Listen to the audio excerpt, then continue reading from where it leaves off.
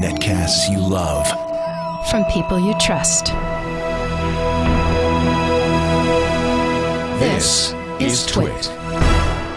Bandwidth for frame rate is provided by CacheFly at CACHEFLY.com. This episode of Frame Rate is brought to you by Netflix. Watch thousands of TV episodes and movies streamed to your PC, Mac, or TV instantly. Plus, get DVDs by mail in about a business day. For your free 30-day trial, go to netflix.com/twit. And by Hover.com. Hover is domain name registration and management that's simple. For Hover's transfer concierge service, free for our audience, go to hover.com/frame.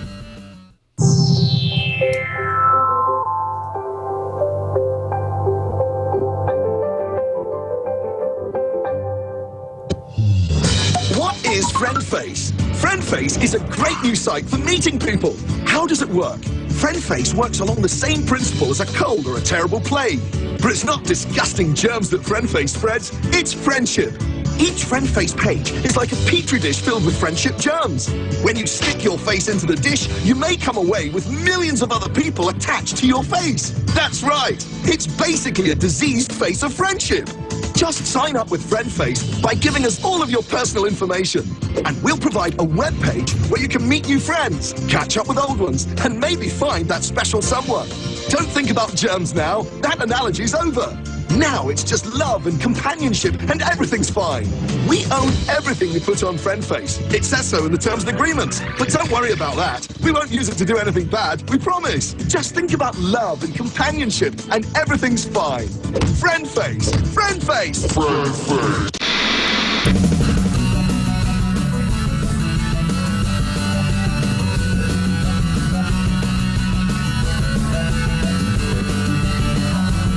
It's FriendFace.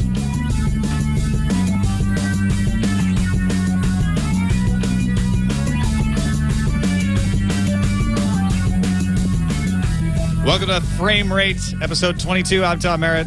I'm Brian Brushwood. That FriendFace clip is hilarious. Although it's from the It Crowd. I saw it in the actual show when it first came out. In the actual wait, is it the It Crowd? I thought it was the IT Crowd. You know, it's either. In fact, when the show first launched, they asked the creator, "Is it It Crowd or IT Crowd?" And he's like, "Well, it's kind of a takeoff of the It, like in the '60s, like an It girl." He's like, "So I call it It Crowd, but it plays off of IT." And then after a couple of years, they kept asking him this question. He's like, "You know what? It's IT Crowd. It's fine. Everybody calls it IT Crowd. You can call it IT Crowd. I don't really care anymore." So. That's the way George R.R. Martin was with the pronunciation of the names of all the characters. Like, he went on record saying, because audiobooks pronounce them differently, and he's like, "Well, what's the proper pronunciation of Daenerys?" He's like, "You know what? I just write the words. It's up to you." You know, that's funny. Leo and I were talking about that earlier because the audiobooks pronounce them the same way as they're being pronounced on HBO's show, and he's like, "Oh, so they must have checked with George R.R. Martin to make sure they got them right." And I was like, "Actually, I've heard that he doesn't." Clarify those things. Well, and in fact, actually, I don't know if you know this, but the guy who reads most of the books, Roy Dotrice, a fantastic actor, he's actually has a part in the Game of Thrones. Did you know that? No, I didn't. Which part does he play? Grand Maester Pycelle, I think. Oh, right. Yeah, I didn't put that together. I read the Game of Thrones on Kindle. I didn't listen to the audiobook. So. Oh my goodness, he is amazing. He is as good as Frank Muller is, and that's praise I don't give out very often. Yeah. So what are we up to today, buddy? Well, we've got a guest joining us, Jay Sperling Reich from Showbiz Sandbox, also a Hollywood technology consultant. Good to have you on the show, Sperling. Great to be here. Thank you for having me. Hey, thanks for coming along. I've had you on The Real Deal. You've been on Tech News Today. I think you've even been on Forecast. But this is a show that actually talks about what you do for a living. Yeah, I noticed that, actually. I was surprised this wasn't the first show you had me as a guest on. I'm sorry? I don't know about Tom, but I personally am very uncomfortable having somebody who actually knows what they're talking about on the show. We'll do our best to deal with it, but I'm a little bit nervous. But, you always talk so professionally about everything, every subject, Brian. I'm actually amazed. And every time every Monday when we record Showbiz Sandbox, I think, God, how could I be more like Brian Brushwood as we move forward into... And you grab a fistful of Crisco and you put your hair up and you pretend to talk like you know something, right? Yeah, well, just the talking about knowing something part, not necessarily the hair part. All right. He puts his hair up and then he says, "Okay, these two quarters can't touch each other. How are you going to move them from here to underneath that beer glass?" Yes. Well, no, I mean, every subject you talk like you've just studied it for the last 5 years, and here is the truth and all of the knowledge you need about this particular subject, and it's very erudite and it sounds quite good. Let's put it to the test with our first big story.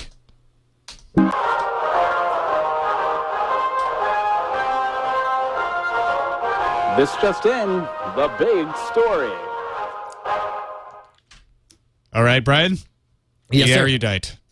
Erudite. Go. I'm in the zone. No. So according to entertainment website The Wrap, and All Things D's Paul Kafka also says his sources confirm this. YouTube has locked up some studio deals to get itself into the online movie rental game. Sony, Warner, and Universal, as well as some indies like Lionsgate, Kino Lorber, and a few others, will allow their movies to be streamed on YouTube for a rental fee of about $4.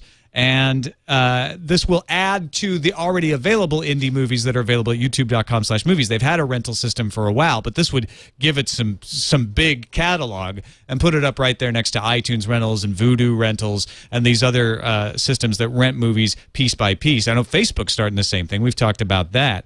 So what do you think, Brian? Is this something people are going to take advantage of? Are people going to watch movies and pay $4 to watch a movie on YouTube? You know what? As far as, and you know me, it's like from a branding perspective, what you want to do is you want to find your core strength and you want to stick to it. But the problem is YouTube is so massive. I don't think they're even going to want to be known for movie rentals. But I think there's such a video destination that for them it's like, oh, is that $100 million laying on the ground? I guess I'll pick it up. You know, it's I don't think they'll ever supplant Netflix or even Hulu or possibly even Facebook. But I mean, damned if they're not going to make a decent chunk of change off of this if they're able to make a partnership. Now, meanwhile, this is still good news for new media consumption of old Hollywood content, regardless, because even if it's still a step in the right direction. Even if this isn't going to be a huge moneymaker, YouTube will continue to mean in the public minds cats on pianos. But while they're there, somebody will be like, oh, I guess it is available here. Yeah, Sperling, what do you think? I mean, they are getting into a business that's pretty populated. Yeah, it depends on how they actually decide to promote it, because certainly, YouTube is known for, well, cats on pianos and, your odd home videos. I believe hamsters are more common on pianos. Yeah, or dogs drinking from toilets. There's that. And then wasn't that guy who just got arrested over the weekend for the rape video? Or that sounds wrong, but you're talking about the bed intruder, bed intruder. Yes, thank you, Dobson. Yeah. Yes, Andre Dotson. Yeah, I mean, it's known for that. So it depends on how they're going to try and get people to actually watch the rented movies on their. Jason beat me to it. I was loading up a dog versus a duck clip, but then instead we got hamster on a piano. Yeah, I had to go with hamster. What is that hamster eating? Eating popcorn on the piano. That's what it does. Sorry to totally destroy your point okay. there. This is the YouTube effect. This is what happens. That's right. Discourse comes to a stop the moment you see a hamster on the piano. This is actually Google's genius, right? They have created a hive mind so powerful that if you start to criticize them, they will just cause events to lead you to be distracted by a hamster on a piano and forget your point. That's how their production meetings go. When they have advertisers, when they're negotiating CPMs, they're like, "Well, we really think our content is worth." Is that a hamster on a piano? That's right, sir. Just sign here. But, independent filmmakers actually kind of live and die by YouTube and iTunes. So, they've actually done quite well by posting their films on YouTube and renting them through YouTube. Sundance Film Festival has done it for 2 years in a row, and it's been quite successful for them. So it really depends. But then again, when Sundance did it, there was a lot of promotion, and they really put it up front. It really depends on how YouTube structures their promotion and how they structure the films within their site, because if it's just buried, nobody's going to rent these movies. And you know what? This also comes on the heels of YouTube's getting to a lot of things that strike me as being very un-YouTubey. Not only are they striking these deals for movie rentals, but they're also doing their live streaming stuff, which is in a space that's already dominated by Ustream and Justin and Quick. And so I don't know. I don't know if this is them maturing into a larger space or trying to define themselves as a larger brand, or a case where it's just like, well, what do online companies do? They just keep growing. And so maybe that's all their game plan is. I'd be really curious to know what their end strategy is for all of this. You know, it seems like catch up to me. We can decide whether YouTube should be in this space or not, but 2-3 years ago, we were all saying, why isn't YouTube in this space? Why aren't they doing live streaming video? Why aren't they doing movie rentals for major studios? Part of the reason they weren't is because of copyright concerns, because they were too busy defending themselves against Viacom and others and trying to prove that they weren't just a haven for piracy. Now that they've feel that they've got that well in hand, I believe that they're starting to say, okay, we can actually make these deals. Now, we're not going to make a deal with Viacom. Viacom and Disney are named as not being part of this, but we can convince other big industries to play ball with us, and hopefully Viacom will come around eventually, at least once we're out of court with them. I think that's what's going on. We should point out, YouTube has not said anything about this other than we've rented movies for a long time. We continue to add movies all the time to increase our selection, and we don't comment on rumors and speculation. Which they always say. So, I mean, but, you know, it's kind of hard to ask the bank for a loan when they think you're robbing them out the back door. So you're right. I think that... Look, we're not robbing you. There is somebody who came in our car who's robbing you. We don't put locks on the doors. It's not our fault. It's a very large car. We can't be required to look at the doors all the time to see if a robber happened to jump in while we're on the way to the bank. But we're going to start scanning the doors. So hopefully you can give us a loan now. Now, first of all, I think you're 100% right on the motivation for why they took so long in order to push into movie rental. Is this a sign that their privacy stigma is behind them now, you think? I said privacy, I meant piracy. It's definitely not behind them, but certainly they have been held up as the poster child for how to deal with copyright infringement on a DMCA level, when people are uploading content, user-generated content supposedly, into a website or onto a website. Everybody goes to YouTube and says, look at what YouTube is doing. They're able to identify and then monetize how copyrighted content is shown on their website. But really, when you think about it, isn't YouTube a worldwide site? It can be viewed all over the world, right? Yes. Yeah, although I think... I mean, I'm asking a softball question. I think they do geolocate, though, right? So that if you're outside of the U.S., you can't watch the particular rentals they have licensed there? And there's the rub, is that right now the way films are licensed is by territory. So this is very good for the United States, but it means nothing for anybody outside the United States until Google can actually, or YouTube, who are, they are technically separate companies, until YouTube can show up and start getting licenses for all of the other territories like the UK and Europe. One more thing on YouTube and its piracy stigma. Did you guys see the YouTube copyright school video that came out with the Happy Tree Friends?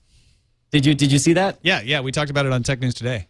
Okay, so I watched that thing and I left just enraged. Like not only was it so terribly not helpful, but if anything, it's such a damning indictment of our current copyright setup that it makes me wonder if at some level they weren't intentionally almost trying to say how ridiculous our current copyright setup is. And in fact, you'll notice if you pan down, they have disabled comments on the video. And first of all, and it's frustrating because the guy keeps trying to do something, and even a remix or even taping a live performance of all that, everything is just, nope, that's piracy as well, and everything's piracy. And why don't you just make your own amazing hit out of nowhere? But if you look at it, it's been viewed 267,000 times, and it has 1,100 likes and 6,000 dislikes. So I think that certainly the YouTube audience is chiming in on how they feel about, if not the video itself, then the state of copyright and the way YouTube is handling it. Yeah, I think the only thing the video itself does really wrong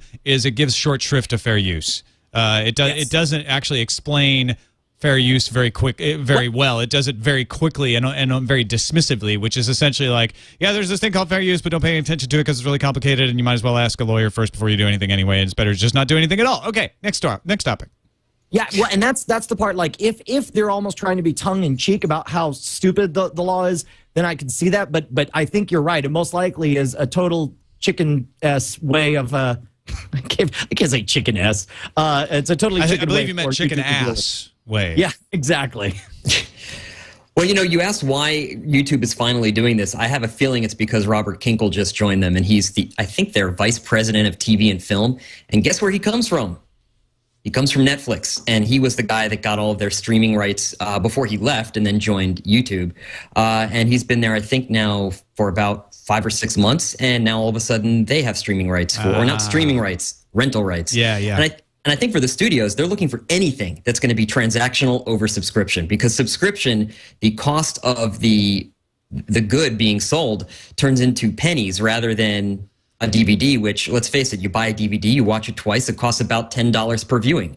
Whereas when you're streaming it, you're only getting a few cents on the license for that film. Well, there is going to have to be a new model for this stuff eventually. Just taking the old stuff and trying to figure out streaming rights is going to go. We've talked about this before. It's going to have to go away. They're going to have new windowing systems. And we have another big story that deals with what people think the next steps are going to be.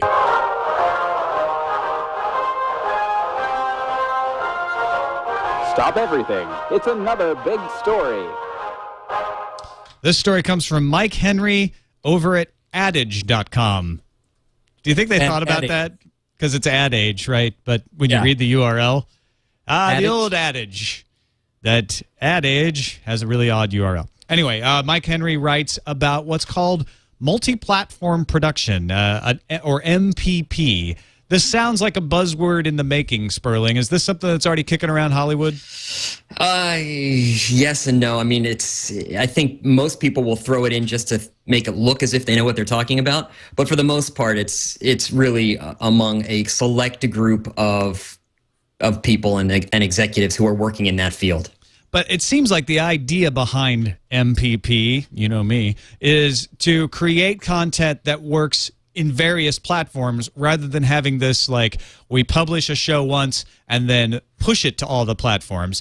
It's more the idea of mobisodes. So when we're on a mobile device, we have content that's tailored to that mobile device and works well in that situation, and that drives people to want to watch the full episodes maybe on a larger television kind of situation. Is that summary pretty much what most people mean when they use this phrase?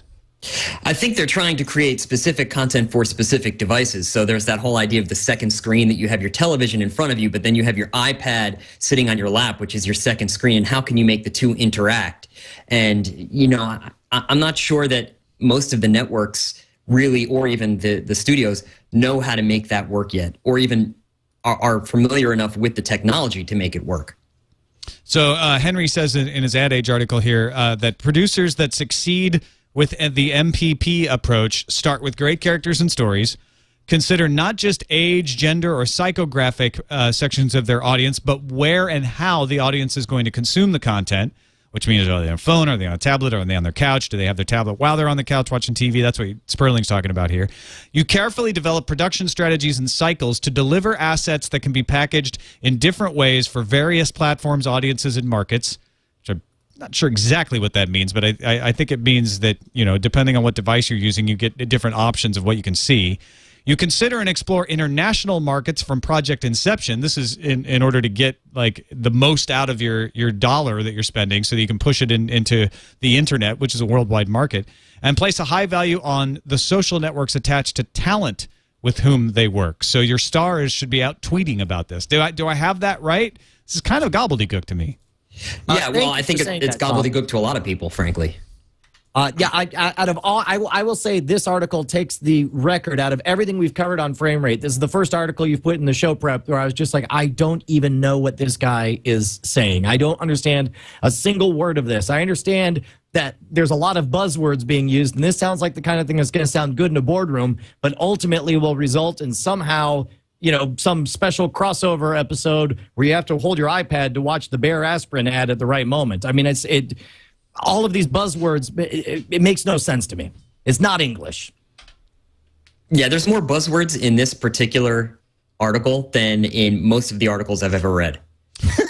What I liked, there's two reasons why I wanted to include this in the show, though. One is that it's like a buzzword index, which we need to kind of, to be able to speak the language to the other side, we should know kind of what they're talking about. And to me, it seems like, if I'm reading this right, it's an indication that production companies are starting to come around in a strange, rather circuitous route to the idea of creating content for the internet. And they're couching it in all of these phrases that keep it from sounding scary and make people feel comfortable with it, and using examples like Michael Eisner's Vuguru has evolved a successful MPP strategy that produces modular episodic content, which translates well from browser to phone to app to VOD.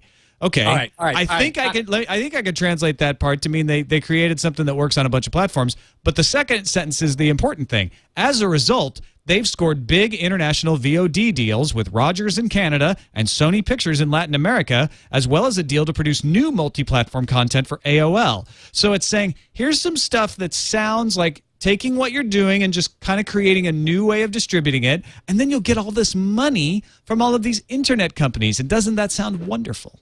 Okay, yeah, it worked really great for YouTube, didn't it? I mean, they've been making money hand over fist since the day they launched. So, but they don't have a multi-platform production strategy. Okay, well, that might be part of the problem. On the off chance that there's one studio exec out there listening to our little show, look, it's very simple. If you want to take advantage of the internet, because that's all this buzzwords and gobbledygook and social media BS, this is all a chance to say there's gold in them their internets, and they don't know how they formulate these idiotic strategies, and they all end up being these, we'll create mobisodes and people watch them all tiny and stuff. Don't patronize us by taking your TV content and chopping it down and cutting the nuts off of it and giving it to us in pieces. That's not what the internet wants. What it wants is more access. If you want to cash in on the internet, yes, you do have your actors tweet. You have your directors tweet. You have behind the scenes extra features that come out just on the internet. You give more access behind the scenes. People in the internet age don't accept this force-fed single-channel distribution anymore. You've got to give behind the scenes and let people feel like they have ownership, not only in how the story was created, not only what the story is, but how the story was written, and possibly even an ownership or certainly a voice in how the story progresses. That is how you motivate the internet. That's how you get us on your side, not by cutting out special 30 seconds movisodes or whatever other crap they put in here. Well, I think this is more than that. I mean, the other example he gives is Outrigger Media. They do No Reservations with Anthony Bourdain, which is fantastic. They're creating a premium video app web series featuring David Chang, who's the chef of the Momofuku restaurant chain, along with people like Bourdain and Wiley Dufresne, exploring food history, science, cooking, and culture while eating a bowl of ramen. That actually sounds pretty awesome. Getting some big brains in cooking, talking about the history of food, the science of food, people who know what they're talking about, and a good device like, you know what? They're eating a bowl of ramen and they're chatting. I love this idea. And they're pushing it out as an app. They're distributing it directly to the web. So if I were to pull something positive out of this that belies the fact that maybe this is just a bunch of buzzwords comforting people who don't get it, I think it's the fact that buried amongst here are signs that people are taking the web and apps seriously as a distribution mechanism and saying, you know what, we need to make content for that.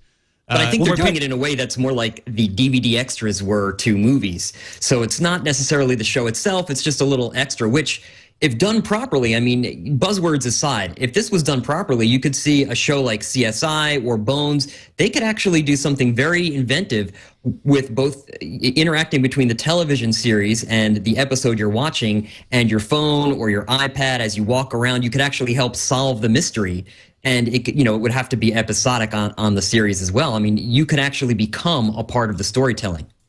Now, I'll tell you what else. For example, a lot of the content that right now shows up that you can only get by purchasing the DVDs and stuff, the little featurettes, the extra stuff that was cut.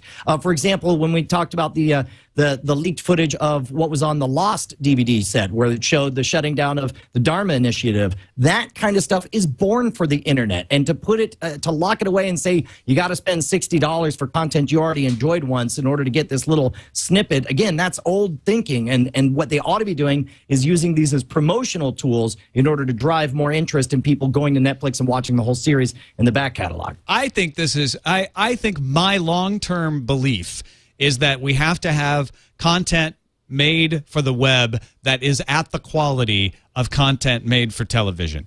And until that happens, it's going to be this sort of mindset that, well, the web is for the little throwaway stuff or the lockaway stuff, and TV is for the real stuff. And what I see here are evidence of a few production companies saying, let's actually make some really quality stuff for the web. And it's just the very tip of the iceberg, for sure. But that iceberg is coming, and it's going to sink the Titanic that is the old way of thinking. But have you seen the way... Have you seen what Peter Jackson is doing for The Hobbit? I mean, he's doing exactly what you're saying, Brian. Yes. And in fact, that's one of our stories coming up, actually. We're talking about a couple of things that came out on Facebook and over tweets. And I agree with you 100%, Tom. And maybe it's just that I'm allergic to that idiotic TV talk that they do. And you came from TV, Tom, so maybe you speak that language better than I. Every time I hear it, it just makes no sense to me. If that is the message in this article, then fantastic, great. Then if they do get the internet, then so much the better. VPVH, quarter hours, target marketing. Yeah. Stop! I got you, jargon. Stop! All right, let's move on to yet another big story.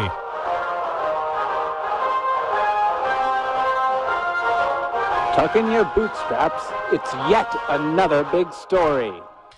Netflix had its earnings call. Lots of interesting stuff came out.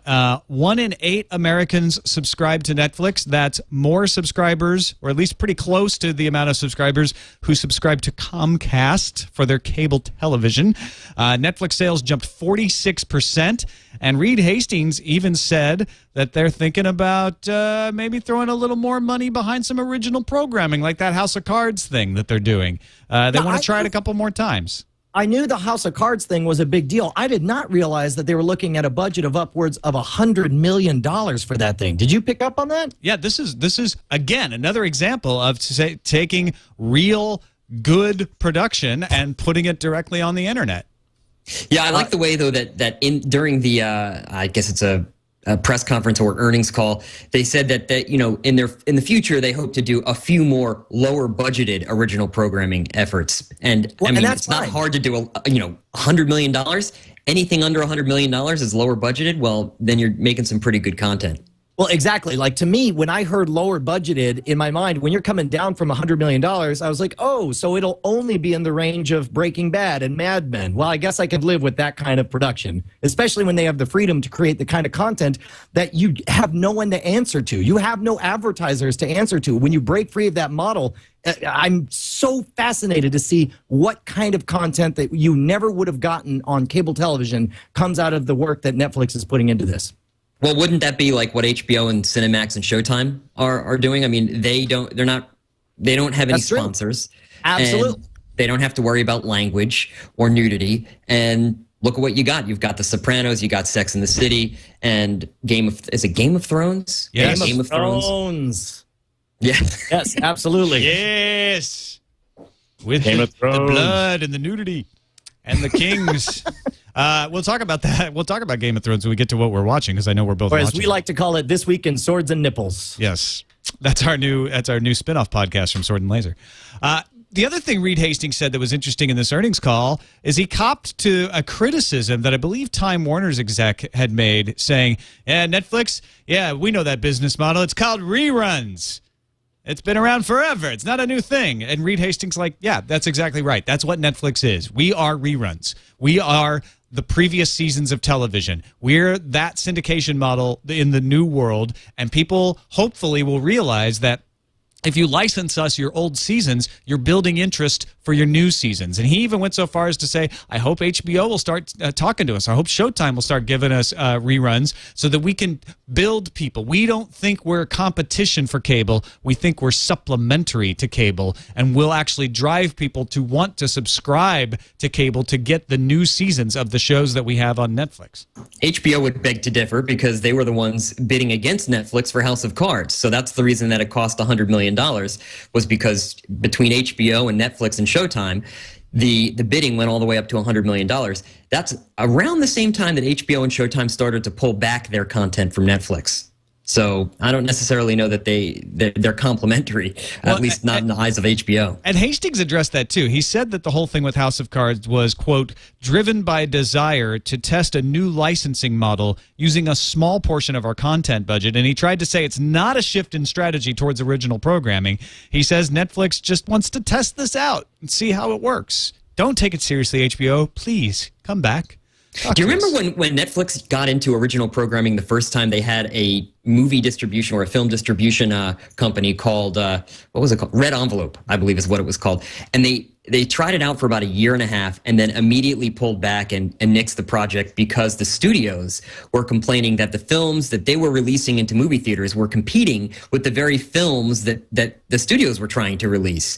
And since Netflix relied on the studios for all of their content, they basically said, we won't be doing original content, at least not theatrical original content. Yeah, I guess television content, I suppose, is different. I think what they could get away with, maybe, and you tell me if this is right, Sperling, Netflix could produce something like a House of Cards and actually give it to HBO. Yes, absolutely. And say, you run this first, but we retain the right to air the reruns. So you know they do this with they do it with House of Cards the way we think they're going to do it, where the new episodes run on Netflix. But once they've figured it out, they say, okay, we're going to do more of these, but all we're doing is going to put the money up because we know we can make that money back on the back end. But we want to have a relationship with you, Showtime. We want to have a relationship with you, HBO. So let's have you take the first run as long as we get the second run of not only this, but maybe some of your other shows. Well, think about it. That's the way 2.5 Men is done. Warner Brothers produces it, and who is it? CBS airs it, and CBS pays Warner Brothers a fee to purchase the production each episode. So they absolutely could do the exact same thing. There's no difference between Warner Brothers, which is a studio, and Netflix, which in this case is acting like a production company, much the way Warner Brothers does with 2.5 Men. Brian, what do you think? Is that going to happen? Or are we going to see Netflix get into the production house business on the back end? I'll tell you what, you sort of poked me in an interesting way. I'm so sorry. Yeah, it was unintentional. Awkward. And unfortunately, I don't know nearly enough about the specifics when it comes to the money side of things. But I'm wondering, what is the value? Like, let's say they do create the entire content. They spend $100 million. They get the whole series created. Would it be worth it? Like, would Netflix get more viewers for their content if they gave it away for free to HBO and said, you can have this for free. All we ask is that you promote the hell out of it. And then first runs go on HBO. Like, would more people end up watching it with it? I mean, would it be crazy if there was more money in reruns than there was in the initial run for this kind of thing? Well, think about it. Isn't that exactly what the movie industry is all about? Theatrical distribution is all about trying to break even on your production costs, not even your distribution costs, but your production costs, so that you can then turn around and through DVDs and film licensing to television and premium cable and video on demand, you can actually begin to make your profit and your money back through the ancillary markets rather than the primary market, which is all really just a big marketing campaign for the DVD. That's amazing. That would be amazing if that's how it went. And I don't know. Who knows? Maybe that's exactly how it will go. But, I mean, do you think without partnering up, will Netflix be able to get the eyeballs that you know, is it worth it just to give the content away to an HBO or a Showtime for the promotion? Well, that's the other thing is Netflix doesn't care about eyeballs the same way HBO doesn't care about eyeballs. In other words, we want subscriptions. So we don't. To a certain extent, HBO pays attention to ratings because if stuff is not being watched, that means they don't have as compelling of an offering. But they don't worry about eyeballs specifically. They worry about conversions to subscriptions. And as long as those reruns actually get people to come and subscribe to Netflix because they know they're going to have this huge back catalog, and that's where the key is to get other properties from the partners that you give your show to, then Netflix wins. Wow. Right. Yeah. I mean, a few years back, this was called the long tail, wasn't it? Yeah. Yeah, but that buzzword is out of vogue. Now it's MPP. But, you know, Brian, they wouldn't have to give away the show. They could actually turn around and sell it to HBO at a small profit. And then as long as they get the back-end licensing deal for streaming. That's awesome. Well, I'll be interested to see how it turns out. All right, let's move on to what is probably not such a big story since it's our fourth one, but still we have another sort of big story. You could just do the yet another big It's the cat's pajamas. Boom. It's probably not such a big story since I guess it's we should just do the yet another big story in those situations. Or we should have another one created that's yet another big story. We need another one called Probably Not Such a Big Story since it's our fourth big story. But I want Bill Meeks to do that same voice. Like, in your bootstraps and slap a cat's pajamas, it's probably not such a big story since it's our fourth big story. There we go. That's what And if I know Bill Meeks, he's making it right now. And thank you in advance. Microsoft's Xbox to have streaming service. Now they already do this with who? With Uverse, where you can hook up your Xbox 360 as a receiver for AT&T Uverse. But reportedly, Microsoft is in talks with major TV networks about having Xbox Live stream TV channels in the United States, so that Xbox 360s would become their own cable service. You wouldn't be partnered with a Comcast or a Uverse. Now, this sounds stupid and redundant if you already have cable, but this is we talked last week about I made the case that convenience always trumps fidelity. I kid you not. If my kids are watching Netflix on the Xbox 360, I have a Harmony One remote. All I need to do is press one button, but holding it for like 10 seconds straight while it changes everything over to the cable box is just enough of an inconvenience that I would probably stream Cartoon Network on the same device rather than press the one stupid button to switch over to actually going to Cartoon Network. This sounds kind of idiotic, but I think there's actually big potential in this.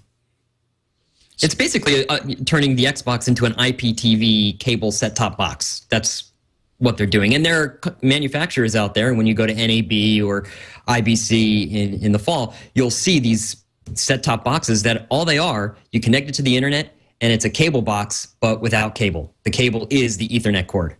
So this isn't Microsoft becoming an MSO. They're not delivering the service. They're just receiving the service from wherever you still have to subscribe to cable. In other words, for this to work. Well, you still have to subscribe to internet, not necessarily cable. Okay. So as long as you have an internet connection, yeah. So you don't have. So I can dump my Comcast subscription and use Xbox if this came about. Yes, the difference is that Comcast has, they're much bigger when it comes to being an MSO, and they have a lot more clout in terms of getting the right channels or the channels that you would prefer to watch. Whereas, Microsoft, though big in technology and big in software, may not have as much power to try and get all of the networks. So you might get ESPN, but you won't get the Fox Sports Network, or you won't get ESPN 2 and 3 and ESPN Espanol, which, Tom, I know you like to watch every now and again. See. Baseball. Venezuelan League, man. It's during the winter. All the winter leagues are on there. Anyway, also a companion story from CNN talks about using the Kinect to control your video on the Xbox 360 so that when you want to change the channel, Brian, you wouldn't have to pick up anything. You just hold up your hand and go, let's go to the next channel. You know what? That sounds great in theory, but in the choice between pressing one button and waiting versus Xbox.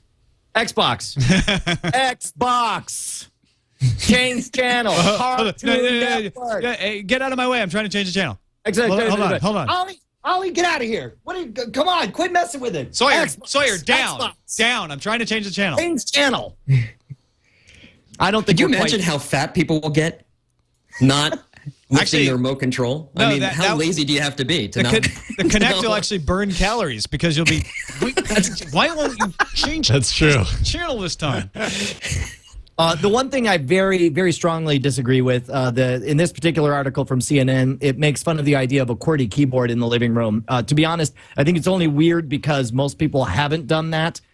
Most of the geeks I know already have some kind of wireless keyboard or computer in their living room, and again, it's so precise. You can find anything from a YouTube video on forward, and the voice recognition is not there yet, and certainly the motion controls aren't where they need to be yet. I think we're a ways off from the Kinect replacing a physical remote control anytime soon, and I am very pro QWERTY keyboard, especially on the Boxy solution, where you have a very simple Apple-style remote on one side, you flip it over, and it's a QWERTY keyboard on the back. No, that's brilliant. Good job, Boxy. Also, the tireless Ayaz Akhtar, one of my co-hosts on Tech News Today, just sent me this link in the chat room. Hulu Plus will be available on Xbox April 29th. the day of the royal wedding. It's a gift for William and Kate, and we all get it. Except they're in the UK and they don't get Hulu. I know. So, but, you know, they travel. They can have a sling box with a long infrared Kate repeater. Would that work? If you just sling, the latency would be crap, though. You'd never be able to play a game, but you'd be able to watch Hulu Plus that way. Yeah, it's good enough. Anyway, this according to a legit-looking scan of the June issue of OXM, as reported on Joystick. So thanks, IS, for passing that along. All right, it is time now for us to thank our sponsor, Netflix. They bring you. We've covered them all the time on this show, but they bring movies directly to your home. That saves you time, money, and hassle, and you can instantly watch thousands of TV episodes and movies streamed directly to your PC or Mac, or streamed to your television. You got one of these game consoles. You got an Xbox. You got a PS3. You got a Wii. You can stream Netflix to your television using them. Even with the PlayStation Network outage, Jason was able to get Netflix working fine. It's true. Watched the movie this weekend. Plus, you can get DVDs by mail in about a business day. This weekend, I checked out Salt by Angelina Jolie, and I swear, I believe that I liked the movie because it was a last-minute decision by my wife to like, hey, you want to watch Salt? It's on Netflix streaming. Like, yeah, I'll watch it. If I get bored, I'll just get up and leave. No cost, right? And I ended up enjoying it. I think if I'd gone to the theater and paid, I don't know if I would have enjoyed it as much. You know, that's one of the things about Netflix is that I keep being surprised at the quality of movies that are on the instant streaming service. And of course, the catalog is always rotating, so stuff, will come in and go out. But it's amazing to me how many of the big blockbusters from last year are already available on Netflix. Netflix is in every way in the hearts and minds of most youngsters, completely replaced HBO. When you were growing up, wasn't it like magic, like, oh, good, Return of the Jedi's come out on HBO. I can watch it 85 billion times till I know it backwards and forwards. And now we've had that with Netflix. I'm watching it with my kids. I love the instant streaming feature. And more importantly, I love the way Netflix is doubling down on their efforts to bring more content. Again, any device. You forgot to mention the iPad. You can watch it, and even your iPhone. I'm not sure, but I'm pretty sure I was watching something over a 3G connection the other day. I don't know if that was because I have a jailbroken iPhone or not. Yeah, I don't know either, but it is easy to watch Netflix on almost any connected device. Check them out. You get a free trial membership if you're not a Netflix subscriber, and you can express your satisfaction with TWIT programming by trying the free trial membership at netflix.com/twit. We thank Netflix for their support of Frame Rate. Time now for Film Val.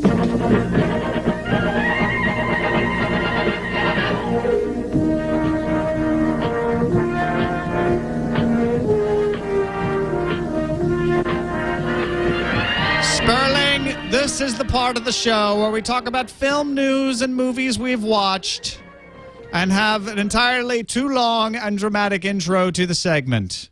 Think of it as a little holiday somebody could take in the middle of Frame Rate. It's like you go on a 10-second holiday. Yeah. You can picture you're looking at Fantasy Island or any of the other fabulous vistas that you remember from the early days of film. Need to go to the bathroom?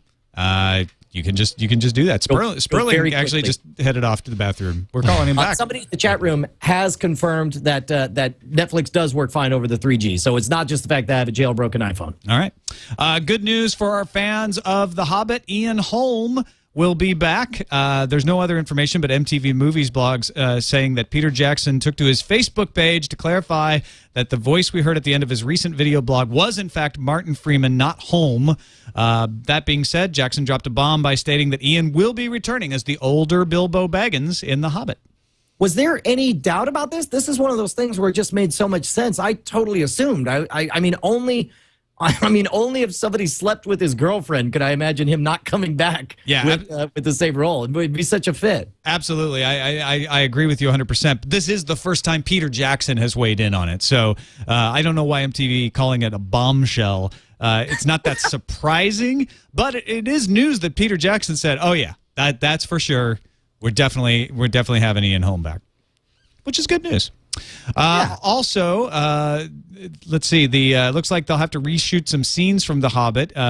Peter Jackson also on Facebook, and this is what Sperling was talking about earlier. He is crazy good at using these social networks right now to keep in touch with fans. Said he's sad to report that Rob Kaczynski, who was cast in the role of Fili, one of the dwarves, is having to leave The Hobbit and return home for personal reasons. They said they won't have to shoot that much over again. They hadn't really got to the shootings, the scenes that he was key to. So it won't set them back in their production line that much. But they are sad to see him go. Is he a name? Was I supposed to recognize the name of that actor? Rob Kaczynski. You know what? I don't know if you're supposed to recognize his name or not. But he was playing a key dwarf character. Is he a dwarf or a hobbit? No, wait. Was he? I thought he was a dwarf. Oh, okay. Well, you said a dwarf. Yeah, I just want to make sure. I don't recognize the face, but still, any kind of setback. Obviously, didn't you see EastEnders? No, I did not. Or Cowboys? I unfortunately missed that one as well. Yeah, I don't know if he's somebody I'm supposed to know or not. But his brother Ted Kaczynski, I am very familiar with, though. I loved his work. Wow, you totally came out in support of terrorism. And moving on. Yeah. I just liked his writing, that's all. Oh, okay. Gotcha. I thought his prose was quite compelling. Nice backpedal. Well done, Tom. Sam Raimi wants Hilary Swank for Oz. This is a prequel to Wizard of Oz, sort of. It's a fight, though, with Disney Studios. They want Michelle Williams to get the part.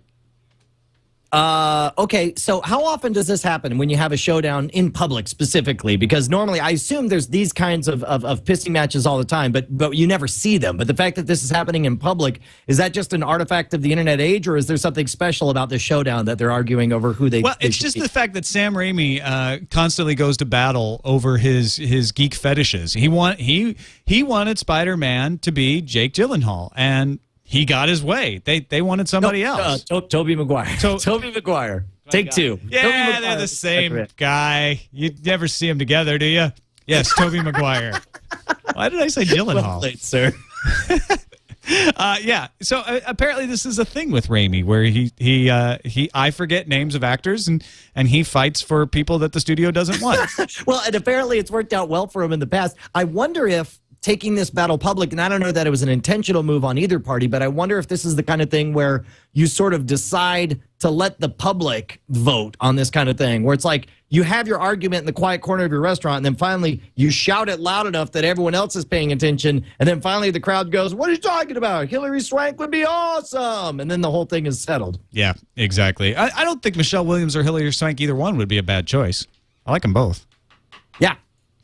FBI has raided the Los Angeles apartment of a SAG member, a Screen Actors Guild member, the Bureau believes was the first to upload the Oscar-winning movie The King's Speech, as well as many other Oscar-winning movies, The Black Swan, The Fighter, others like that. The guy's name, the alleged pirate, is Wes DeSoto, and he apparently hasn't denied that he did this. I'm trying to find his quote here. He basically said, "I'm nobody in the online file sharing world. This investigation is excessive and a waste of tax dollars." Again, this is more of the artifacts of the DMCA. One of the biggest problems that the DMCA did is they made it a felony offense to share files. I mean, is this what we want our police doing? Is this I mean, am I the only one really bothered that studios have this much sway that they can get policemen to go away from arresting violent criminals and beat down the door of an actor that nobody's heard of because he leaked, he shared a copy of his screener, allegedly? Wait, so you don't, I mean, there's a big story about how basically everybody got sent a screener via iTunes. You put in a code, and that code was unique to you, and there was a watermark on the iTunes video. So it would be that everybody should know that this is very easily traced to you, but apparently this guy uploaded the stuff anyway, and even under a handle on the Pirate Bay said, "Oh yeah, SAG now sends out iTunes download codes for screens. I'm a SAG member. I thought I'd share these." And he didn't expect that he would get in trouble for this? What? That's what the person with the handle said. They suspect him of being that guy. But regardless, even if it is him, is this how we solve things? By kicking in the door with guns drawn? Why are they not just suing him into oblivion? We have recourse for this that doesn't waste the resources of our police department. This is ridiculous. Spurlane, do you have an opinion on this? Because you work much more closely with the folks who are affected by this. What do you think? Should we have the feds storming in? Do we have Sperling back? We're it's a shaky connection, it appears. We're trying to figure it out. You can kick him to audio only because otherwise I'm going to assume his silence implies total agreement with Brian's position, as I always do. As always. There we go. Now we got you.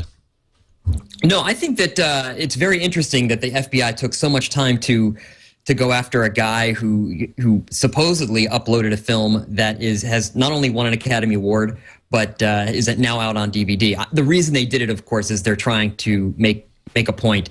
And I think the reason that the FBI gets involved in this is, where do you think the FBI agents and the LAPD officers go after they retire? They all head straight to the MPAA, where they are on these piracy task forces and spend, I guess the latter 5 to 10 years of their career tracking down, digital pirates or movie theft.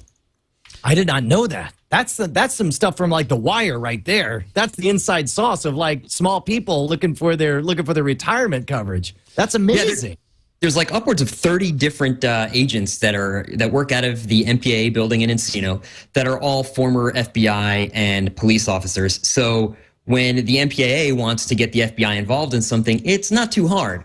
And the FBI, look, the U.S. Senate and the U.S. Congress takes this very seriously, because it is one of the few industries, the film industry that is, that has a positive trade deficit with every single country that it does business with. Yes. And I'm sure... and Brian wants to take jobs away from those retired officers and put us in debt to foreign countries. I'm on the record. Look, I am very deeply disturbed by government law enforcement involvement in the movie business. This is crap, and it's not. There's no need for it. If their problem is that they are suffering monetary loss, then sue the bastards so bad that there's a financial incentive for people not to do it. But to play cops and robbers with this kind of thing is offensive to me. It is a waste of time and resources.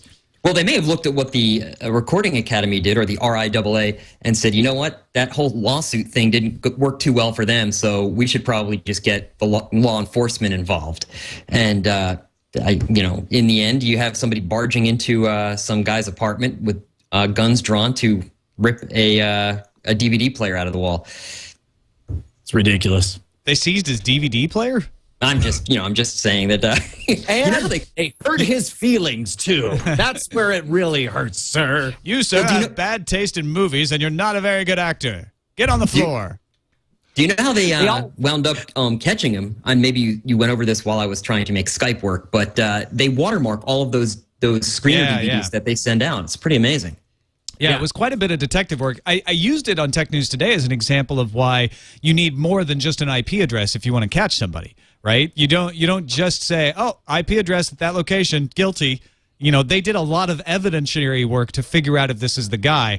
But Brian, you leapfrogged over all of that and went right to the heart of the matter, which is, okay, it clearly is illegal, and this guy seems likely to have done it, although that is yet to be proved, and he hasn't actually confessed, although he hasn't denied it either.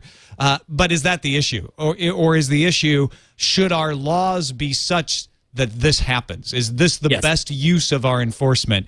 If he's going to be punished, should he not be punished the way Jamie Thomas is, rather than having his house stormed and his stuff seized? I can't say, in all honesty, that I disagree that the laws need to be changed on so many levels, and that's not even the worst of them.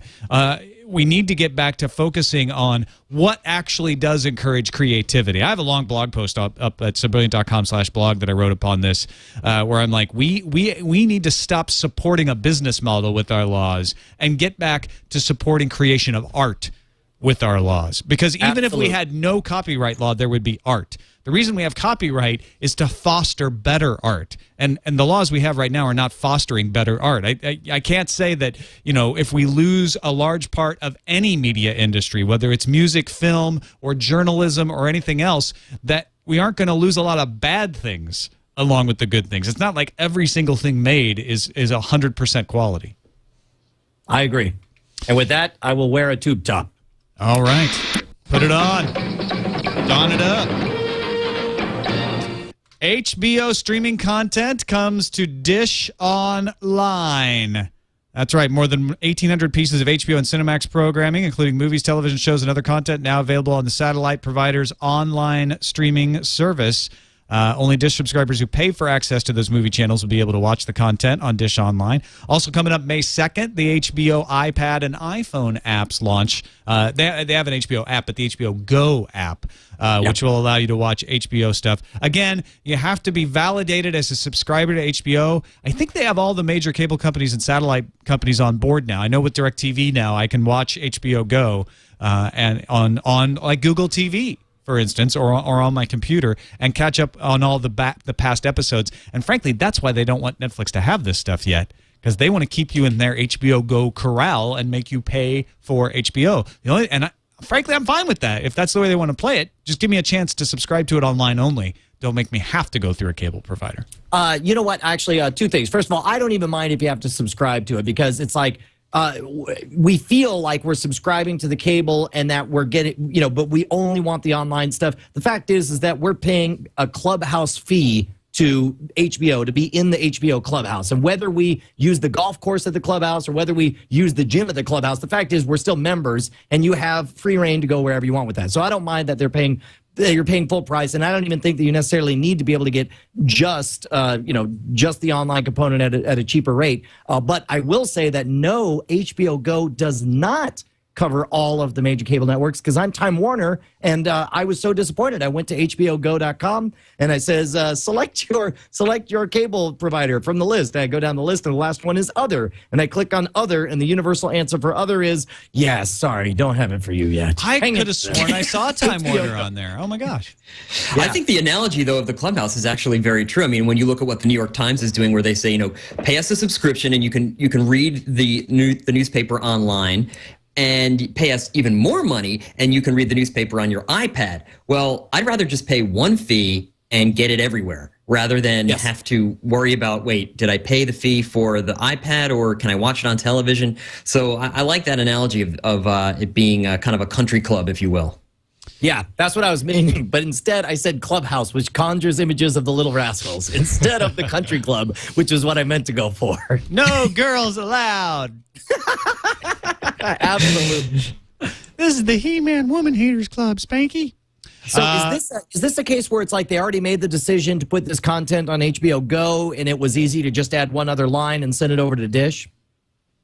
Yeah, well, you're getting a little more integration, right? You're actually being able to watch it in Dish Online, which with the others, you have to go to HBOGo.com. It's not integrated with DirecTV.com, for instance. So it's a minor thing with the Dish situation, but it's more example of HBO pushing their content online more and more. Hopefully HBO Go becomes an app on connected TVs. Display Search reporting that 123 million connected TVs are going to ship in 2014. Forget 3D. I think this is the killer thing for a new television, is an Ethernet port, so that I don't have to hook up an exterior box if I don't want to. I can get Netflix and Facebook. I don't know if I want Twitter on my television or not, but Skype I would want, Vudu I might want, all of this kind of stuff that I can get through Roku or Boxy. If I can just get it directly on the TV without having to hook anything up, that's ideal. Well, don't you think Roku is right now beginning to feel a lot like the Flip, where they kind of go, great, we make this box that the television is going to make obsolete in 2 or 3 years? Yeah, I think Roku's play should be to get themselves as the device that's integrated in the television. Like we've got the deals. Make a partnership with us, and have a TV that comes with Roku, so that you can say we've got all the stuff that's available on Roku built into the television. I think that would be the smart play for them. I could not disagree more. I think televisions are meant to do one thing, and that is display a fantastic image in as high quality as possible. I feel about these TVs exactly how I'd feel if they came with a toaster hot glued to the back of it. Now, granted, it's like, whoa, what's wrong with the toaster being on the back of it? You don't have to use your toaster now. And if you don't have a toaster, it's like, hey, free toaster. But you know what? That's not what TVs are supposed to do. They're supposed to do one thing, and that's show very good quality displays. And I'll tell you, my TV, I got it just last year, and it has Flickr integration and YouTube support or whatever. It's very slow. It's cumbersome. It's the kind of thing that looks good on a piece of paper, but in actuality is clunky, runs slow, and is a pain in the butt. I played with it once, and I never touched it again. If I want to actually watch YouTube videos, I'll use the Apple TV, or if I want to watch Netflix, I'm going to do it on my Xbox. I'm not going to use the built-in interface, and there's no incentive for TVs to put the quality that we expect from these set-top boxes. Also, the refresh cycles for TV is way too long. People only buy a new TV every 7 to 9 years. And think about it. If it's slow from the day you open it out of the box, how idiotically slow is it going to be 8 to 9 years from now when you still are using the exact same TV? I think all of this is media hype. This is 3D for the TV generation part 2. This is how useful. It's going to come with every TV, but nobody wants it. Nobody needs it. You know what? Now that you say that, I think you're right. A processor is good at one thing, interpreting machine language, and I don't need it built into my computer. It should be separate so that, my refresh rate, if I want to change the processor on my computer, it should be totally different. I don't want it inside my laptop anymore. What are you saying? What are you saying? Are you trying to turn my own arguments against me? Look, I mean, maybe I'm wrong, but TVs, I think, is a different thing. I think all of this is smoke and mirrors, and it is my prediction. Let's put it this way: I'm not telling Samsung that they have to stop putting this feature in there, but I'm saying that nobody's going to use it and nobody's going to care. Like, do you have that in your TV? And I'm talking as somebody who has it in my TV right now, but is so unimpressed with it that I've never used it again. I think it's going to be the thing that gets mainstream users watching internet content, frankly. I think if it becomes something where people get used to using it, where there's compelling content on there, it'll work. And I think you can do firmware updates over a long period of time. I think game consoles are a good example of that. They have a 10-year life cycle. You buy a game console, you can use it for 10 years. You don't have to replace any of the parts inside. It still plays the games. So, I think you can make these things so that they last 10 years and can deliver content. I think it just hasn't been widespread enough. And you, Brian, have so many other options with an Xbox and other things. I don't even know what other boxes you might have. But I think people who don't go out and buy a lot of other devices may actually sample internet content if it comes built into their television. Yeah, I don't know. I would hope that would be the case, and certainly I have a vested interest in more people exploring online content, but I don't even use the tuner in my television. I have not used a tuner in a television for a decade now. And there you make my point. You are not the typical user. Okay, all right. Well, fair enough. Touche, sir. But does the typical user use their tuner in their television set? I'd have to say no. They use their set-top cable box or their TiVo or their DVR. I mean, who has used the tuner? Actually, you're right. They probably all use their set-top cable box these days. I mean, yeah. There's a lot of people, though. There's more people than we're probably giving credit that use the tuner with that cable that comes out of the wall and doesn't use a box. But man, cable is against those people, and they're going to drive them out. They're going to make them not use their tuner anymore because they want to sell them digital cable. Well, isn't that what kind of the whole digital transition did anyway? I mean, most people... No, that was a big thing we had to fight against. When there was a digital transition, that didn't mean you had to get digital cable. You could keep the cable coming out of your wall. Those two things were not related at all, but the cable companies did use that confusion to trick a lot of people into switching to digital cable. Right. Well, I'll tell you what. Here's what I think will happen. Even if you're 100% right, and that this is a super awesome development in television technology, and it brings the masses into internet television, 5 years from now, those processors, the very nature, the fact that you're only able to get 720p or whatever instead of 1080p, what'll happen is the cable companies, just like what happened before, cable companies are going to say, by the way, our new box has all the same features except for higher definition and faster processors, and still you're going to end up not using it, just like we don't use our tuners right now. All right, our next bit is in the wrong segment. That is entirely my fault. This should have been in Film Found, but we should check in on the 2011 NSFW show movie draft because we didn't have any movies out that were in the draft last weekend. This weekend, Fast 5 and Prom coming out. And Brian, you have Fast 5. It is the last of your April domination movies. Justin Robert Young has Prom.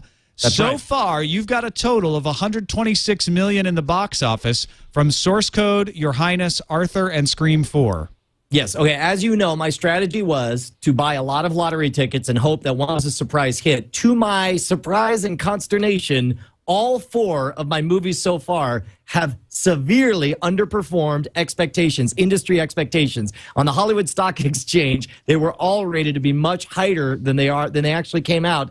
So I'm going to say it's all up to Fast 5. If Fast 5 has to be a surprise hit for me to even have a chance to stay in this game. So do me a favor, everyone. I highly recommend that you check out Vin Diesel and The Rock in Fast 5 this weekend. Sperling, do you catch on what we're doing here? We had a movie draft where we had a limited amount of money to spend to buy the rights to a movie, and then we get points based on how many dollars they rack up at the box office.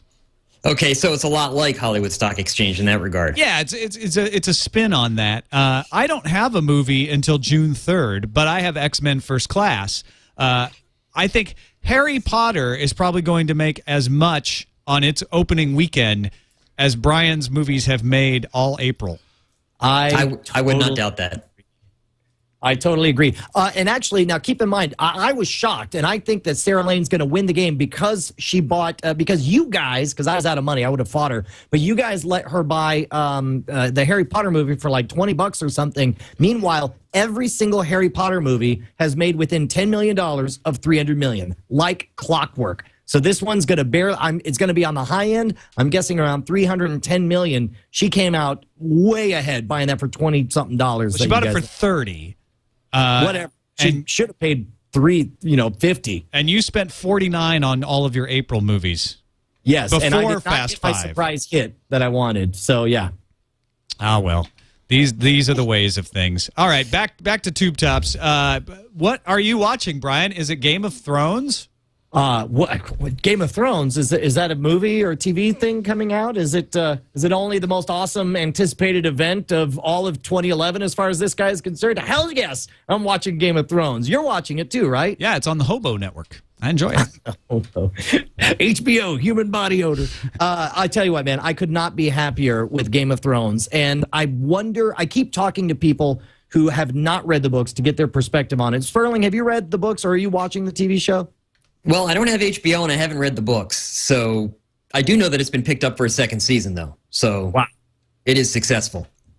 In fact, when we get to the when we talk to the folks by email, there were a lot of emails with some specific concerns specifically to this show and the way we're going to handle it. We'll talk about that in a bit. But I am 100% super excited. I heard you talking earlier about some of the little things they changed. For example, the relationship between Daenerys and Khal Drogo. I'm okay with the changes because it's clear that they are doing some switcheroo on characters in order to show the same amount of development of Daenerys as a character. Yeah, I actually kind of went off a little bit on the Sword and Laser podcast about this. I'm 50-50 on the character development. I'm 98% enjoying the show, though. They've got the tone right, they've got the world right, and honestly, that's the most important. The pacing, the storytelling, all of that is great. I've got some fanboy nitpicking on the way they're developing Kat, Eddard Stark's wife, and I had some disappointments. What do you disagree with? Because I think she's too weepy. I think she's not strong enough. This woman is just not punching me in the face the way I think Kat should. She's been and I don't mean weepy after what happened. No spoilers in this episode. I mean that she just never. She struck me as a little whiny, especially in the first episode. Well, in the books, they portray her as a little sexier than she is. But I think that given the fact that she's that she's clearly had so many children or whatever, I think they're doing a great job. Isn't it a weird twist of light where it's like one moment she looks hot and the other moment she looks like a grandmother and then she looks hot again? Have you noticed that? I've only seen her looking like my grandmother. Oh, sometimes she looks just the right way and she's adorable. I just always feel like she looks like she's kind of upset. And to me, Kat is like in charge and she's confident. And when she opposes Ned, when she opposed Eddard Stark going to King's Landing, she opposes it with good arguments and strong logic and understanding. And in the TV show, it just seems like she's like, oh no, you shouldn't go. Who cares if you have to go? I don't know. This is really niggling though. I mean, even the character herself doesn't bother me. I still enjoy the character, but it's not fitting exactly the way I imagined the character when I read the book. Frankly, most of the other characters do. If I can play, this is my only, and this is a very, very minor. And keep in mind, everybody who's listening, you definitely need to watch Game of Thrones. It is fantastic, and it gets 99% of the story right. These are fanboys who are geeking out over stupid details. Yeah. But personally, Peter Dinklage is way too handsome. Yes, I agree. Tyrion Lannister is supposed to be deformed and ugly, and I pictured him with like long, stringy black hair and a big kind of scraggly beard and hunched over, and kind of maybe looking out of the side like this. Not like Peter Dinklage, like, hey, I'm charming and I'm a dwarf. Come on, right? And exactly. Whore with me. Exactly. He's like, you're supposed to be a little bit disgusted by him, and they do a great job in the audiobooks. Roy Dotrice, when he reads it, he gives a very characteristic voice to Tyrion that sounds tiny and kind of ugly, and it's totally enchanting. I highly recommend the audiobook if you're not going to watch, if you want more after you watch the TV show. But yeah, that's all I'm doing is watching Game of Thrones and then watching it again and then playing Portal 2. Yes. Well, between the poster, the trailer, and what you guys just said, I think I might actually subscribe to HBO after all these years. Look at that. Honestly, it's worth it. I totally subscribe to HBO for this show. I actually called Time Warner, and when the lady answered the phone, I said, hey, so I guess Game of Thrones is coming out tonight? And she cut me off going, I know. Like she was so excited. That's great. I was also just as excited about the premiere of Doctor Who, where they finally freaking did it right and premiered it at the same time in the UK as the US. No reason for me to go and pirate it, except that they didn't have it on HD because BBC America isn't on HD on DirecTV. But mostly no reason to go pirate it. I really enjoyed the premiere. Did either one of you watch Doctor Who? My wife watched it, as a matter of fact. I was on the road. I had a show up in New York, but Bonnie watched it back at home, and she was tweeting her fangirl excitement about it. So I think it's a very good thing that finally Doctor Who's getting his due, man. He's no longer your PBS Sunday afternoon fare, and finally they're recognizing that he belongs right at the prime time here in America. When I was a kid, I tried to watch Doctor Who. With rabbit ear antennas, and it was on some weird channel. This was before really cable and the cable boxes. I would have to hold the rabbit ear antenna on channel 28 in New York City to try and get the Doctor Who show to show up through the fuzz. And so I'm actually quite glad that it's now premiering in tandem or in sync with the show in the UK. You're right, Tom. There's really no reason to pirate it anymore. Did you watch the premiere? You know what? I almost didn't say anything because it's on my TiVo. Okay, right okay. Well, we will not spoil it for you, but I'll say I've got a few mixed feelings about a couple things in that premiere that I'm skeptical of, and I'm waiting to see how they play out. But mostly the monster, the plot, everything is really good. It's classic Stephen Moffat, and I'm enjoying it.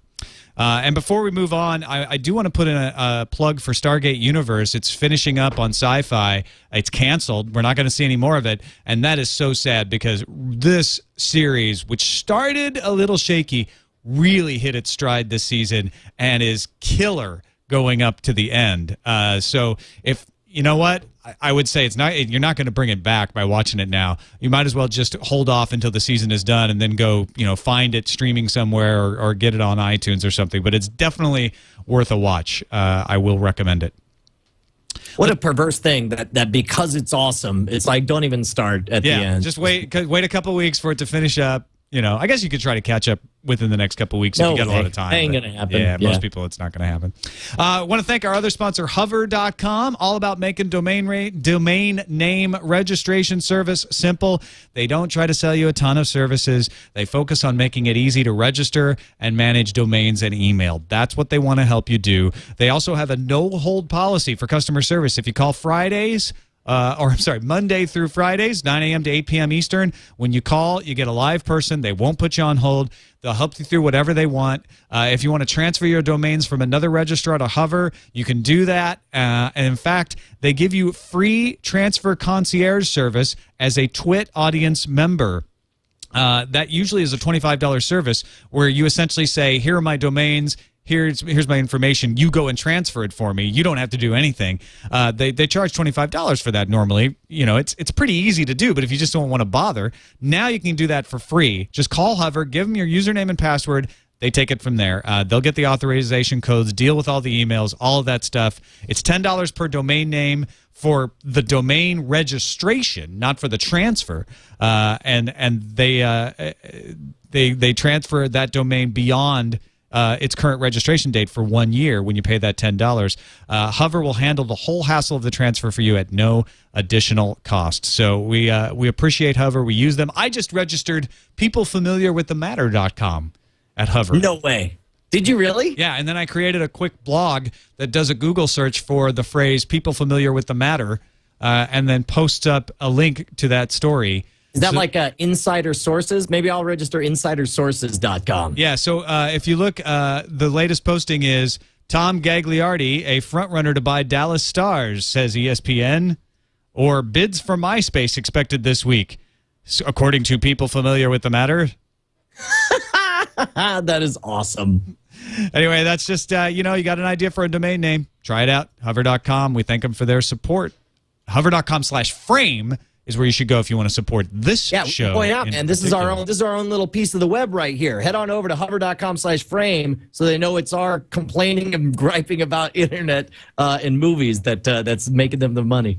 All right, let's move on to Interferon. Interferon. There it is. Jeff Goldblum.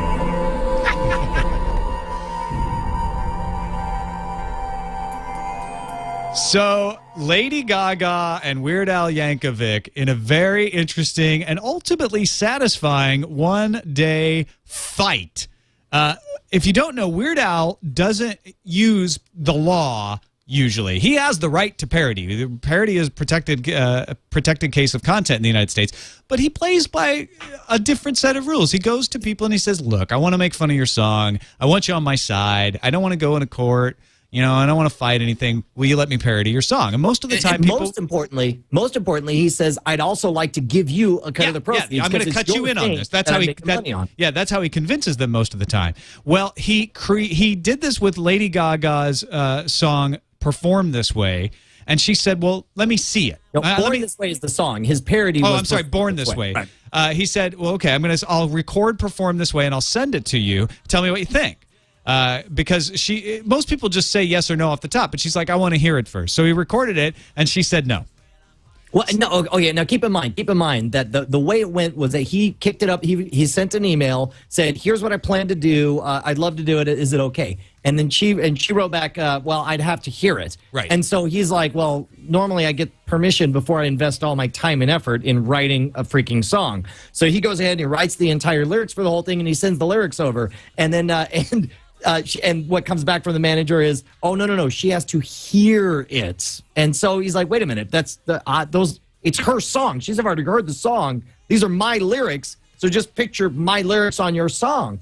And again, he's thinking, okay, there's one more hoop. This is the only reason he decided to go for it is because he thought this had the potential to be like the lead single on his new album. And so he's like, fine, I'll jump through your Lady Gaga hoops. And so he actually records the song. He cut short his family vacation to go and record the whole song. He spends a week doing, 18-hour days or whatever to get this thing done, sends it in, and then it comes back, no. The answer is no. And so he decides that he's just like, well, screw it. What can I do? So he writes this fantastically worded blog post. He's class act about the whole thing. He's like, I'm really bummed about how it happened. I'm going to tell you this is what occurred. And he shares all this. He's like, but, so here it is for free. Enjoy. It's here on YouTube, right? And, of course, Lady Gaga, who has made a career out of very successfully using social media, word gets back to her very fast. A ton of negative publicity on the web for Lady Gaga. And the word that comes back instantly, but by the end of the day, this thing rocketed to like 10,000 likes within 5 hours. And the word that comes back is, oh, there was a mix-up. Lady Gaga never saw this. The manager just spoke on her behalf. Sorry for the mistake. You can totally have permission to put it out, which I think was a very classy way for her to handle it. Although the YouTube video is still up with the beginning saying, I created this for Lady Gaga. And if you read the notes down below, if you click on the YouTube link, if you open it inside of YouTube, you can see that it actually says update. Lady Gaga has approved the there you go. If you pan it down right there, update. Lady Gaga has approved. It was actually up in the upper left corner too. Yeah. And they probably don't want to change it because, of course, there's over 2 million views on that. You change the video, and all of a sudden you drop back down to 0. Yeah, so exactly. That's where that comes from. 2 things. Number one, how amazing is it that in the war of internet geek cred, we now know that Weird Al totally trumps Lady Gaga. We don't care how big a star you are in the real world. And she really tries to be an internet superstar. I mean, she's always palling around with tech companies and showing up at Facebook and stuff. She's interested in it. Oh, absolutely. And to be honest, it's a key part of her success to date. But apparently she's got nothing compared to the mad chops of Weird Al and his gang. And another thing, this is something I want to float out to you guys. And I don't know this. This is pure speculation and conjecture on my part. But what if, hypothetically, she really did say no and then saw this mad media backlash? Is this the kind of thing where maybe somebody savvy enough would look and turn to a manager and say, fall on your sword, and get somebody else to take the heat on this guy? Whoa, Brian. So you're saying that she is such a diva that she wouldn't want to admit her own mistake, and she would make one of her minions take the blame for her? That does not sound like the Stephanie Germanata I know. Yeah, now that I think about it, that's a crazy idea, and there's no precedent for that kind of action ever. I don't know what I was thinking. I apologize. That kind of thing never happens in Hollywood. Never. Yeah, see, take it from an expert, Brian. I mean, that's unthinkable. I actually have a funny Weird Al story. Personally, Weird Al story, sort of. Did he try to parody one of your early albums? And I actually gave him permission, but when I first moved to Los Angeles, and this was in the early 1990s, I was working at the Fox network in their business affairs department, and I was working with someone whose name is Suzanne Krajewski, and I didn't have a dentist. I hadn't seen a dentist in like 5 years. She said, I'll send you to my dentist. He's great. And whenever I send somebody to him, he sends me a basket of cookies, so this will be great. I still go to that dentist. Well, a couple of years ago, I think it was 2005, I'm reading Wired magazine. Weird Al is on the cover, and they start talking about his life today and how he's married to Suzanne Krajewski. And I thought, well, come on. How many Suzanne Krajewskis could there be? It has to be the same one. Well, the next time I go to the dentist, I turn to him and say, do you remember who sent me to you originally? And he looked it up in the chart and he said, yeah, Suzanne Krajewski. And I said, do you know who she's married to? And he kind of, a big grin surfaces on his face, and he kind of winks and he goes, Big Al. And so he's a patient now. So somehow I feel personally connected to Weird Al Yankovic, even though I am in no way, shape, or form connected to him. Wait, did he say Big Al or Weird Al? Big Al, like he's... Oh, so are you sure he meant Weird Al? Because maybe she's married to some guy named Big Al. That would be a very strange coincidence. Two Suzanne Krajewskis that are married to... She's actually married to Al Yankovic. Totally different. Yeah. Different. Big Al Yankovic. You don't want to mess with him. Yeah. Turn your lights off. All right, we're running a little long, so we gotta get to feedback. It's time. Now it's time for feedback with Brian and Tom on Frame. Oh yeah. On Frame Rate Show 21, you mentioned Netflix toying with the idea of allowing, maybe for a price, more streams at once in your household. How do you explain that I can watch a stream on my PC and my PS3 at the same time? I loaded up Farscape on my PC and Top Gear on my PS3, played both at the same time. Am I breaking the rules / law? You know what? Actually, this is, I was kind of glad to see this. We got multiples of these. That's why I put them both up there. I actually had the same thing because I was watching, I think, some documentary, and on my kids, on the Xbox, they were watching like some kind of strawberry shortcake thing or something.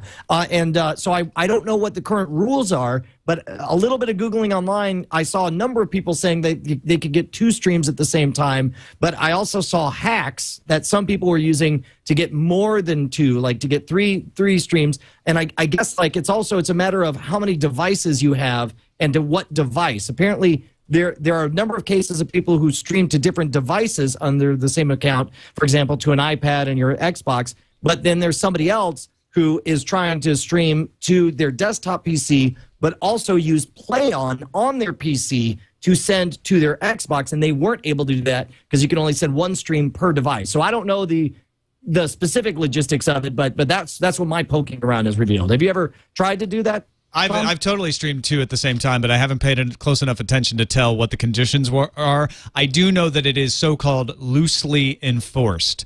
It is against the rules per se, but they don't always check and block. And it sounds like they're only blocking in a few situations. So I would like to say, for the record, that the chat room is howling like, "Why are you bringing this up? Netflix is listening. Stop, no, Netflix knows this. Netflix has actually said when they've talked about future plans for putting in more limits to streaming and say allowing you to only stream a certain number of hours per month, that they would get stricter in the future. So it's not like they don't know. It's not a mistake. They're totally aware of it. Right. This one comes from Stephen W. Bedford at the University of Michigan. Brian and Tom and Jason, too, I guess. You guys smell.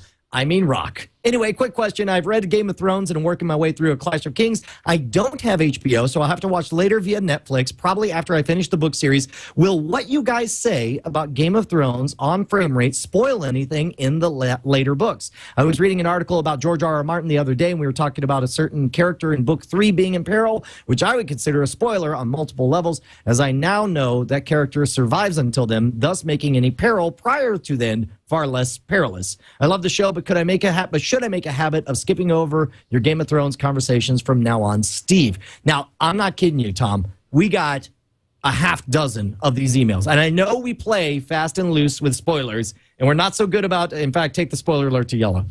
Oh. Spoiler alert. We're not so good. Spoiler alert. We're not so good at remembering to announce spoilers in advance. That's the spoiler. But meanwhile, I will say that since we're so intimately familiar with Game of Thrones, and because you and I have midwifed so many other people's experience through the book, I think we've gotten pretty good at knowing what not to say. Would you say that's right, Tom? Well, yeah, but that's not even what he's asking. What you guys say about Game of Thrones on frame rate spoil anything in the later books? Well, that's like saying, if I watch the television show, is it going to spoil things about in the later books? He's saying when you and I are chit-chatting about Game of Thrones, are we going to accidentally drop, like, especially since he turns into a gremlin 5 books from now? Oh, yeah. No, I think we can be pretty safe about that. I am starting to get spoiler weary. Because so many shows I talk about books or television shows, and people get really upset. For instance, I talked about Game of Thrones on East Meets West. I made a very big spoiler alert. I said over and over, I am going to spoil the first episode now. I am going to talk about it. I'm going to say what I thought about it. So if you don't want to be spoiled, stop listening now. And I don't know if the guy's just a troll and trying to get to me or whatever, but on Twitter, somebody posted, "Thanks for spoiling Game of Thrones on East Meets West, Tom." Poophead. Oh, that had to be. And that had to be somebody playing along. At this point, I'm done. I'm just like, you know what?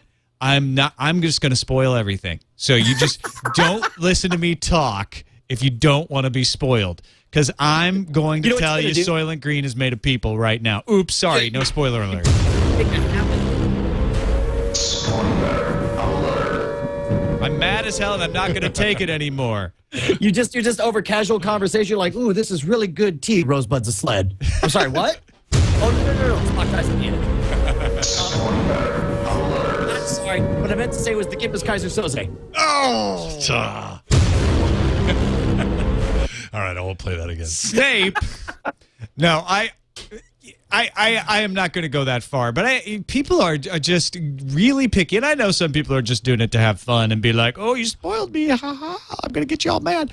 But I do think that some people out there are really like, "You can never spoil anything. Don't say anything." I'm like, well, then don't listen to a show that's going to discuss these things. If it's a show that talks about television shows, we have to be able to talk about the television show a little bit, or else it's not a show about television shows. Yeah, now, having said all that, I think it's not going to be difficult for us to try to stick our Game of Thrones conversation to what happened on the most recent episode and not spoil anything. I think coming that up is ahead. absolutely true. All right, that's it for this edition of Frame Rate. Sperling, Reich, thank you so much for being on the show. And is that a vacuum, or I thought that was the spoiler alert sound coming in? No. The sound is going in and out on Skype, but there we go. yes. It's adjusted. It's Can back. I just say that was awesome? That was like how Hollywood would indicate a breakdown in Skype connection. I've never heard that on Skype, but you sounded like you're trying to warn us about the Death Star approaching on our planet or something. You're like, The aliens are coming. They're coming up the coast. Run. Well, thank you very much for having me. Let folks know where they can find Showbiz Sandbox and the other stuff you do online. They can find it at showbizsandbox.com, spelled exactly as it sounds. We're also on Twitter at showbizsandbox and on Facebook, the same thing, facebook.com/showbizsandbox. I can be found on Twitter at Sperling is the username to look up. And of course, on iTunes is where you can subscribe to the podcast. And please, everybody, try and all subscribe at once so that we can try and make that, top downloaded podcast thing, because I still don't understand how that works. is it go time right now? Like it's already up there? Like right at this very minute, everybody watching live should go subscribe to it so we can knock you up to #1? Yeah, if everybody watching live went and subscribed to it, and so even if you want to unsubscribe 3 days from now, if you subscribe to it all right now, I want to see if it actually raises us into the weird algorithm that Apple has for most popular podcasts. Done and done. All right. You heard the man. You've got your marching orders. Chat realm. Thanks again, Sperling. Thanks for your persistence. I know we had some internet issues tonight. Thank you, Brian. Dude, great seeing you, man. Hey, I don't know if I mentioned, but I finally converted my Facebook profile to an actual fan page. So now I can go past the 5,000 limit. I'm still putting all the same status updates as I did before. So head on over to facebook.com/Shwood, SHWOOD, and give me a like. Just say you like me. I like you. Why don't you like me? We're a happy family. You can also email us framerateshow@gmail.com. Find us online at twit.tv/FR. That's it for this edition of Frame Rate. The guy behind the curtain is the wizard. Wait a second.